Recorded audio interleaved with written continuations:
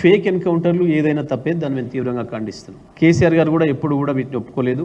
గతంలో మా ప్రభుత్వం ప్రారంభమైన కొద్ది రోజులకే ఒక ఎన్కౌంటర్ అయ్యి ఒకరు చనిపోయిందని చెప్పి తెలిస్తేనే వెంటనే కేసీఆర్ గారు పోలీసు ఉన్నతాధికారులందరినీ కూడా పిలిచి గట్టిగా చెప్పడం జరిగింది.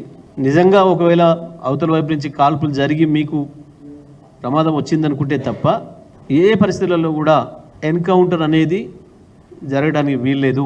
చట్ట ప్రకారమే పోవాలి.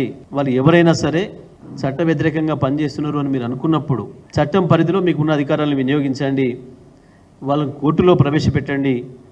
ఆ తర్వాత విచారణ నిర్ణయిస్తే తప్ప ఎవరు ఒప్పు ఎవరు తప్పు అనేది ఎన్కౌంటర్ అనేది ఏ పరిస్థితుల్లో మళ్ళీ జరగడానికి వీల్లేదు తెలంగాణలో అని చెప్పినారు. ఆ పద్ధతుల్లో 9 సంవత్సరాల్లో ఏ ఒక్క చోట కూడా అటువంటి సంఘటన జరగలేదు. మరి నిన్నటి ఎన్కౌంటర్ కూడా మాకు వస్తున్న సమాచారం ప్రకారం దానిపైన రకరకాల అనుమానాలు వస్తున్నాయి.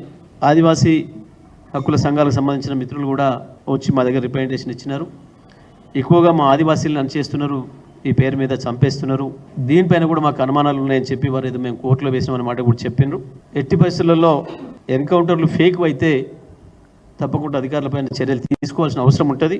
అవి ఏ కేసులైనా సరే తప్పుడు కేసులు పెట్టినట్టుగా ప్రభుత్వం నుంచి ప్రభుత్వం అధికారంలో ఉన్న పార్టీ నుంచి వచ్చిన ఒత్తిళ్లతోనే లొంగి తప్పుడు కేసులు పెట్టినా ఇటువంటివి చేసినా సంబంధిత అధికారులపైన చర్యలు ఉంటాయి.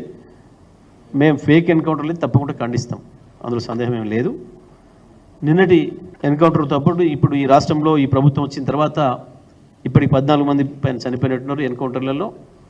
తప్పకుండా అన్నిటిపైన కూడా ఎవరు అనుమానాలు వ్యక్తీకరించినా, వాళ్ళ కుటుంబ సభ్యుల అనుమానాలు వ్యక్తీకరించినా విచారణ చేయాల్సిన అవసరం అయితే ఉంటుంది. పోలీసులు కూడా జాగ్రత్త తీసుకోవాలని చెప్పి కూడా మేము ఈ సందర్భంగా